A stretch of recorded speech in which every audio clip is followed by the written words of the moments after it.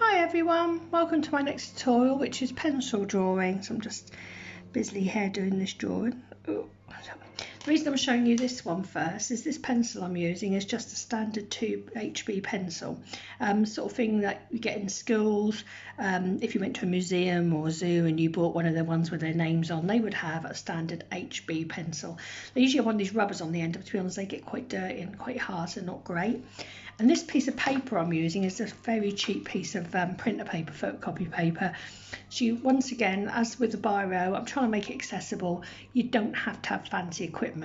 I am going to show you the different pencils and papers, and if you want to take your art step forward, but you just need a subject matter. So I grabbed some tomatoes, away tomato out my fridge, chopped it up, found a pencil, found a piece of paper, and off I go drawing. That's all you need to get started. Not necessarily tomatoes, but something to draw.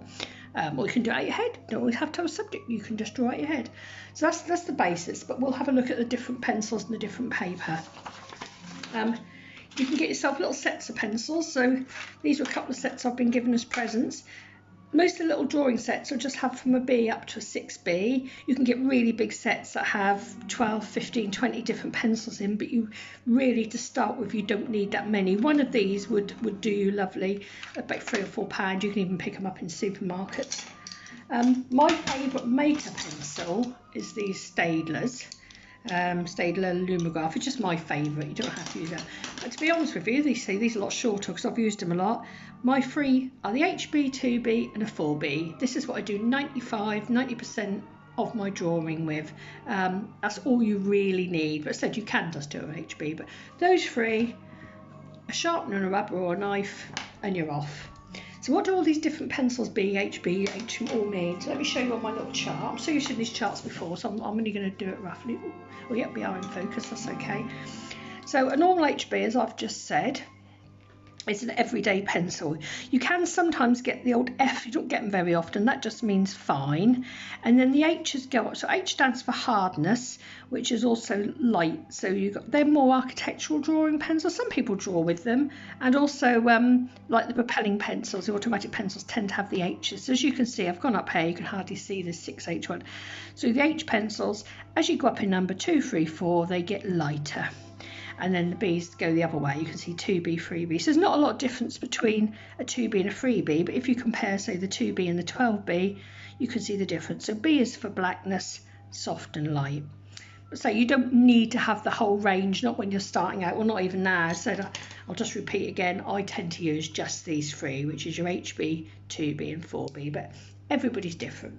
So let's have a look at some actual drawings. So to start with, I just got my old trusty wine glass. Got a bit posh this time with Prosecco, but you know, you can have Cava or champagne, whatever takes your fancy. So let's have a look. So we're starting off with a very simple, is that in focus? Yeah, very simple line drawing. I quite like a line drawing in its own right. You don't have to be anything more than that. And then on this side, I've started adding a bit of shading. So I've done all this with a 2B one. You can go in dark. If you haven't got the other pencils and you want to make one area darker, just go over it a few times. You can see I'm doing that. I'm just going to fiddle with the camera a second. I think it's just... Oh, that's better. There you go. So yeah, you can see that I'm just going in a bit darker. Now I've shown a few of these to show you. So I did draw this original one, but I did trace around the outside of some of these samples because if not, I'd have been here forever. I'm sure you'll forgive me for doing that. And that's something you could do anyway if you want to practice. Draw one shape and then practice away. So this is all done with a one pencil. I like to, if I'm using light like my reflections, I like to leave it. If you want to use a rubber, some people like to use a rubber afterwards, you know, and get your reflection in that way. Just remember, first of all, it might smudge. So if you get a brush, you can brush away your little graphite rubbery parts. That saves you putting your hand across it. So if you put your hand across it, we just do it.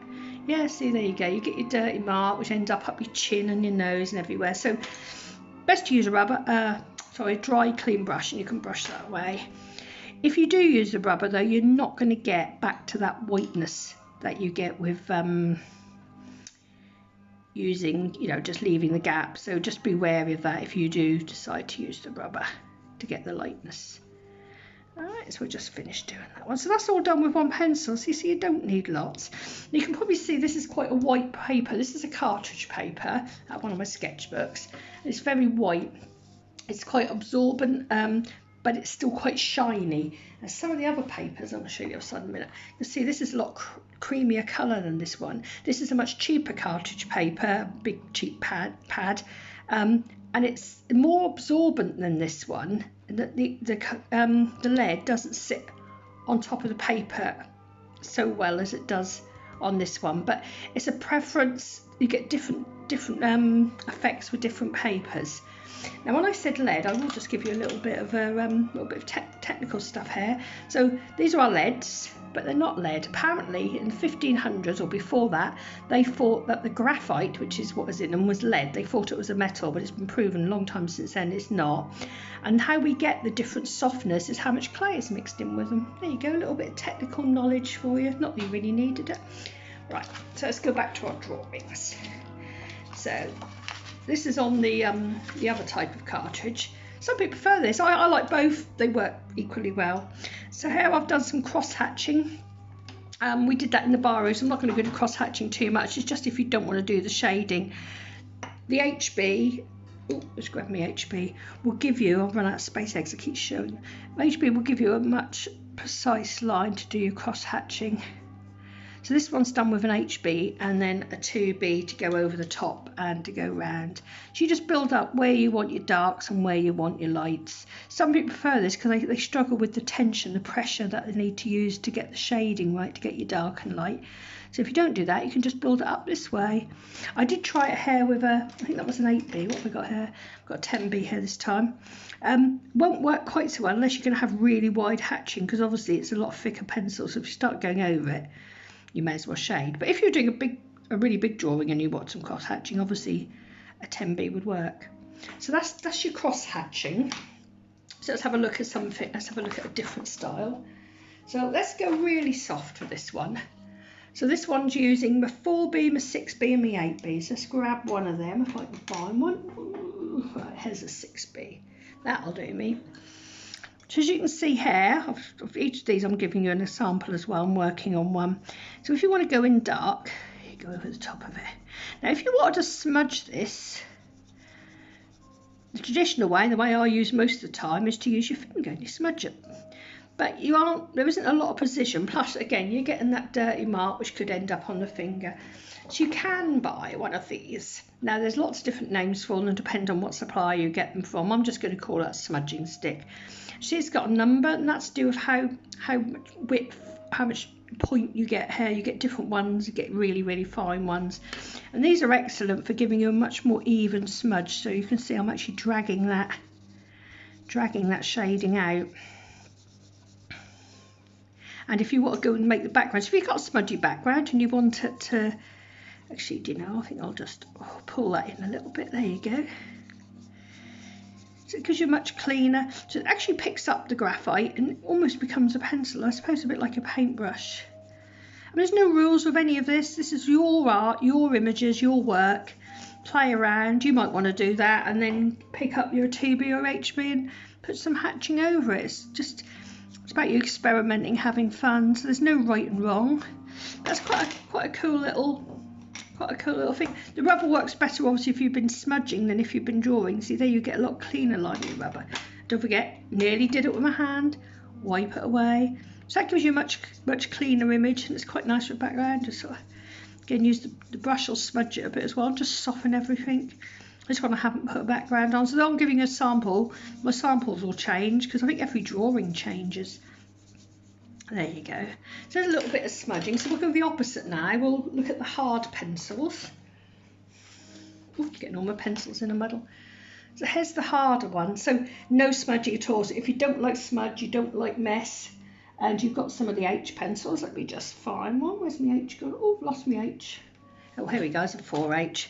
So these are a lot more precise. You can't hardly see them in this light, look.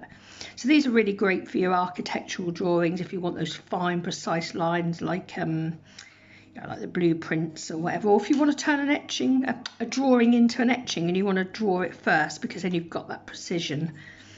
You can build up tone, but not really, it doesn't go darker, it just fills in more. Some people use these to do portraits, use really precise, again, you know, mix and match, have a go. It's not something I would take out as a sketching pencil, but it would work. There you go, that's your H drawings. So far, apart from the one I used the smudging stick on, we've looked at the glass. So on this one, we're looking at the background more. So I've left it as almost a negative space. I have put a couple of little lines in. So I've used my 4B for this one. My 4Bs and my 2Bs. Where's my 2B gone? I've got too many pencils, you see. That's why I stick with 3 pencils. I know where I am. So with this one, we go in here nice and dark. The more you work on it, it will get shinier and shinier. There we go. And then, so you can see these are different. I've done the same thing, but I've been working on this one. And I'm using my 2B to soften that out. And again, you could use your smudging stick if you want to go softer. Or you could do like I've done here, and I've almost gone to a cross hatching. Now I'm using exactly the same pencils on both of these. I don't know how well the camera picks this up, but this one looks very different to this one. And the reason is I was doing this one outside in the sunshine, and obviously the heat in the sun slightly melts the graphite and makes it, you can get more smudging. So everything you do, every type of paper you use, the heat you're in, even the surface, I'm working on a wood table. If you're working in a sketchbook and you had soft paper, that would give you a different mark again. So it's always experimenting. Every drawing, you're never going to get exactly the same thing twice. It's always just playing around until you get what you want. Sometimes you don't get what you want. It works out better. You know, some of it's a bit of luck. Some of it's playing around. Obviously, the more you practice, the luckier you'll be. But, you know, you'll find different things that work for you. So what you could do with this one, because one side's darker than the other, which makes it pop, and I've given it a bit of a background so it looks like it's sitting on something. You could put another line in here. This is supposed to be my sample, but never mind. You could start building up a shadow. You know, there's all different, you play around, you do what you like. So I'll just show you one more of these double glasses and then we'll move on to some sketches. So I'm not going to go into this too much. Oh, camera's just focusing. So this is one I did back in the biro again, and this is stippling. So this is wherever you want your dark. It works better with biro, I think, to be honest, than with pencil. Well, and you get through a lot of lead and you keep breaking them. But it is a stylish way. If you want to spend some time trying a different method, I mean, the effect is lovely, but I think because a pencil is there to be used for tone and smudging, you may as well do this one with a biro. But it works with a pencil, it works fine. I don't know how it would look with one of the softer ones. Let's try it with a 10B, let's just try some dots. Yeah, so you're going to break your lead, that's the problem. It's going to take you a lot of work. So you're better off with your stip. Oh, look, I'll put stip and point. I should say stippling and pointillism. I put that down to remind me and I never finished it off, but if you look at the biro one, you'll be able to see that. So the last one here I'm going to show you is these things. Because we talked about graphite, these are actually, this, say lead, but not lead. This graphite is exactly the same as you get in a pencil, but it's chunkier. So I've got here a 9B and a 2B. So if you were doing really big drawing, it was taking ages, you can get a really even, large area covered. You see that? You can sharpen them to a point. I think I've done a little bit here, so. But you can get quite a point with them, and you can obviously get a blade and get a point down, but the main purpose of them really is to cover a larger area. I have even seen people take the labels off, break them, and then use a flat piece, but they're quite good to use. You can't tend to just get them ones at the supermarket. You do need to go to an art supply. They're not very expensive, but I've only seen those in sets. So you might have to get by yourself a large set of those. Okay, I'm going to show you some of my drawings I've done and talk you through how I've made those. Okay, so this is a drawing I did outside. It's a really quick sketch. The reason I want to show you this one is that if you can see here, I've gone really light and really loose in the background, and that's to try and show you what I call depth of field, to show you that these ones with the detail and the darker tones is closer to you. Just showing you the depth, showing you sort of, yeah, a little bit of background. This one was just done outside, I think in my garden or something. and then you might want to come in and work on it or carry on building into it, adding tones. The nice thing about drawing, you think it's finished and then you'll keep adding in. Again, this was done just with my 2B. Yeah, you can build into it like that. So I just wanted to show you that one, just to show you can get that difference between this really soft background and the top parts, the foreground, the bit that's closer to you. So you could add even more detail into this if you wanted to and get a lot more precision. Depends how much time you want to spend on a drawing. You may decide the looseness is enough. You may want to work into it further. So this is the second one I want to show you. This was another quick one outside, and this is quite different because this is really using mark making. Again, I'm using my 2B pencil, and this is just little squiggles just to represent the trees and the reflections and building up the tone. So it's very different. This is much more of a mark making, sort of squiggling, keeping your hand moving, not worrying about things looking exact, just getting some depth in there. And then some work in the tree. So little squiggles, little quick marks, nothing precise, not worrying about exactly where things are, where they go, just getting that feel for being out there on that riverbank, looking at reflections and looking at the trees. So the third and the last outdoor one I'm going to show, this was me sitting down by the beach. Down at our local Chroma. The reason I've shown you this one, we talked about how light you can get with the HBs, but again, this is just a 2B and a HB. But what I did here, I used the rubber a lot to get the reflection. Now you might see it's, I don't know if you can see how close it is there, it's smudged a bit. If you've got a drawing that's smudged, or you want to save it, you don't want it to smudge, you can buy some proper fixative, about £4 or £5 a can for a small can.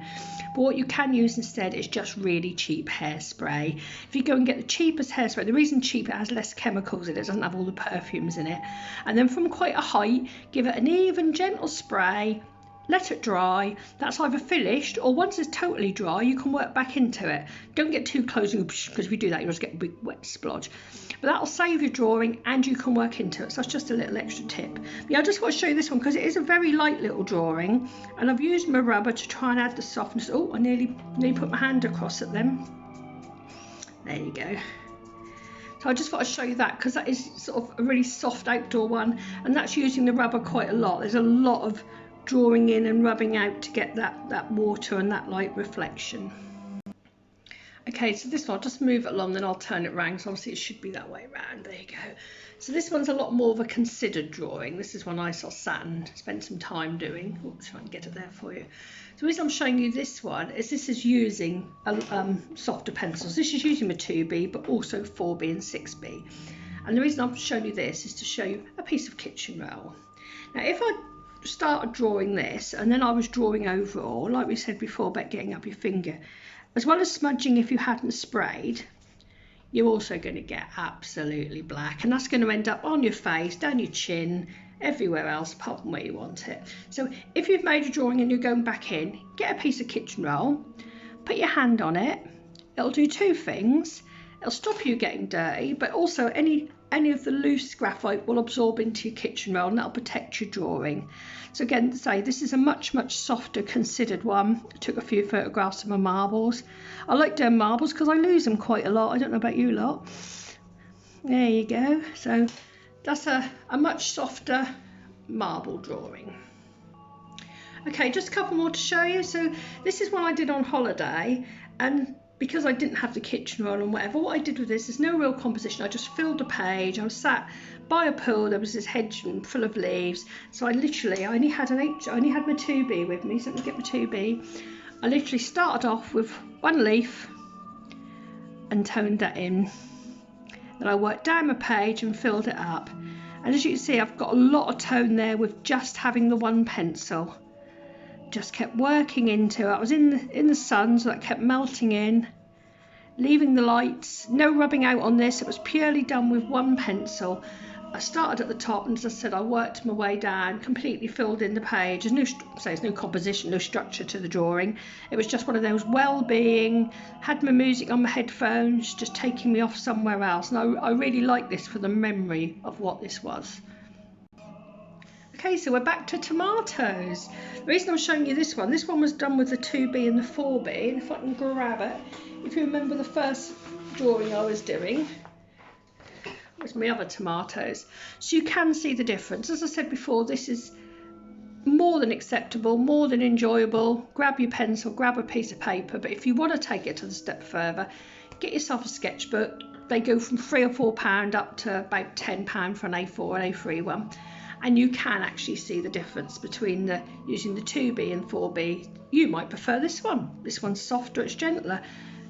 Just showing you, going back to the difference. So I've got one last thing to show you before we finish, and that's this picture again of my marbles. I didn't lose these ones. Again, it should be that way round, but I'll just put it down. The reason I'm showing you this one is I asked, a couple of people said to me, we love watching your tutorials, but it'd be nice to watch you finish a whole drawing. So hopefully after this I'll be uploading a time lapse of this drawing. It didn't quite get to the end of it, it missed off the last few seconds, so it didn't quite get to me showing you the picture. But it's a time lapse I've made, my first time lapse, so forgive me if it's a bit rushed. So enjoy, and look forward to your comments, and if you've got any ideas what else you'd like me to do, don't forget, my name's Wendy Hall, and you can find me on Facebook, Instagram, all the usuals. Look forward to seeing you soon. Bye.